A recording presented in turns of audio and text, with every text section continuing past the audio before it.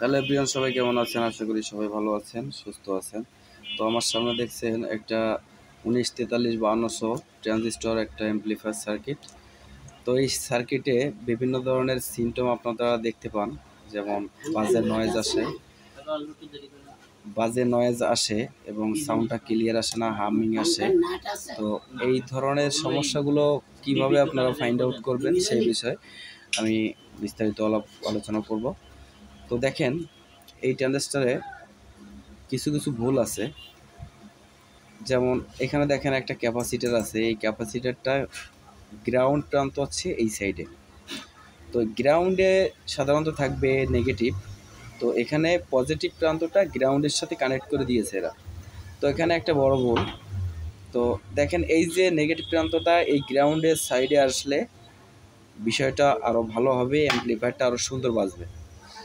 তো আরেকটা সমস্যা আছে, দেখেন এই যে এক ধরনের ট্রানজিস্টর দেখছেন, এখানে আছে 940 এবং 2073।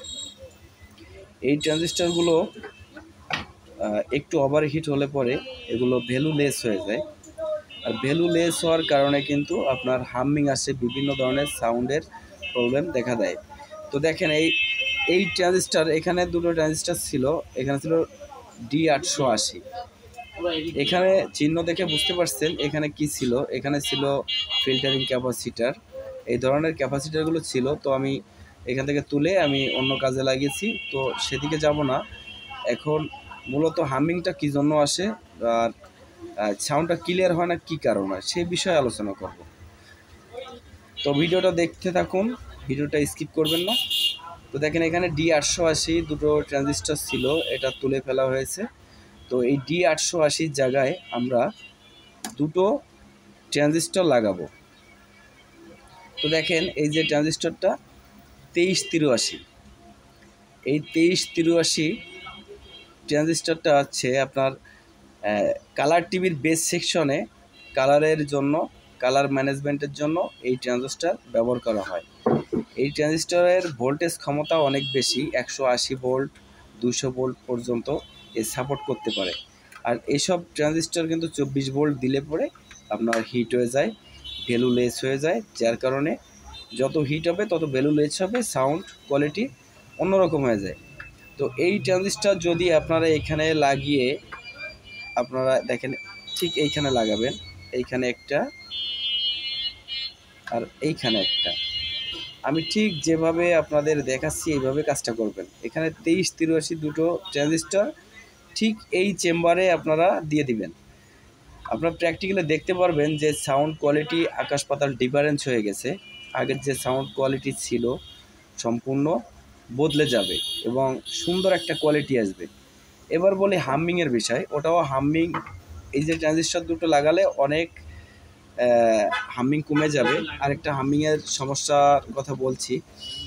তো যখন আপনারা এখানে গ্রিড দেন, হাত দিয়ে কিংবা তাতাল দিয়ে গ্রিড দেন, তখন কিন্তু কোনো হামিং থাকে না। গ্রিডের পরে আপনারা দেখা গেলো গ্রিডটা সরাই নিলেন, কোনো হামিং থাকে না।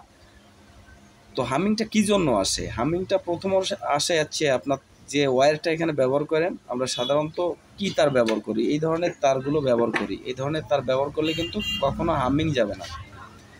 তো হামিং যেতে গেলে আপনার এখানে হেডের তার ইউজ করা লাগবে। আপনারা বাজারে গিয়ে হেডের তার বললেই আপনাদের হেডের তার দেবে। হেডের তারের ভিতরে 3টে লেয়ার থাকে, 3টে তার থাকে। একটা থাকে বডির জন্য, গ্রাউন্ডের জন্য, আর দুটো যে কোনো রঙের তার থাকতে পারে। ওই তার দিয়ে আপনারা এই অডিও ইনপুটে ব্যবহার করবেন, তাহলে দেখবেন গ্রাউন্ডটা দূর হয়ে যাবে। তো আরেকটা বিষয়, মানে আপনার হামিংটা কী জন্য আসে আরেকটা সাইড আছে। আপনারা যে বেস টোন, বেস যে বোর্ডটা ব্যবহার করেন, বেস বোর্ডের জন্য কিন্তু আলাদা একটা ট্রান্সফর্মার, আলাদা একটা ভোল্টেজ তৈরি করতে হবে। আলাদা ভোল্টেজ না দিলে কিন্তু আপনার হামিংটা যাবে না। তো এই বিষয়গুলো যদি আপনারা ফলো করেন, এই সিস্টেমে যদি কাজগুলো করেন, তো আশা করি আপনাদের হামিংগুলো থাকবে না এবং কাজটা খুব সুন্দরভাবে হবে। তো ভিডিওটা আমার এই পর্যন্তই ছিল। বন্ধুরা সবাই ভালো থাকবেন, আর ভিডিওটা যদি ভালো লাগে তো আমার চ্যানেলটা সাবস্ক্রাইব করবেন।